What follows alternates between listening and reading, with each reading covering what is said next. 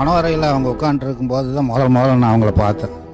இந்த மூஞ்சியை நம்ம கட்டி வச்சுட்டாங்களே அப்படின்னு சொல்லிட்டு 3 வருடம் அவங்களோட நான் குடும்பமே நடத்தலை.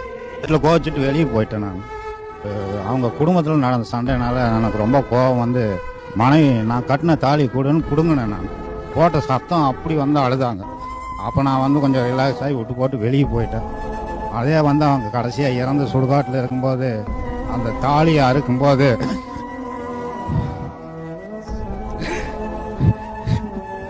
இப்போ கையை பிடிக்க மாட்டேங்கிற, அன்னைக்கு பிடிச்சி கிருஷ்ணா இன்னைக்கு தாலியாக இருக்கிறேன்னு இப்படி புடி கிருஷ்ணா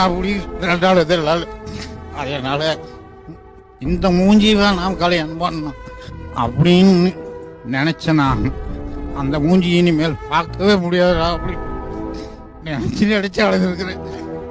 இப்பவும் இறந்த ஒரு அழுகு அவளை சந்தோஷமா வச்சுக்க முடியல.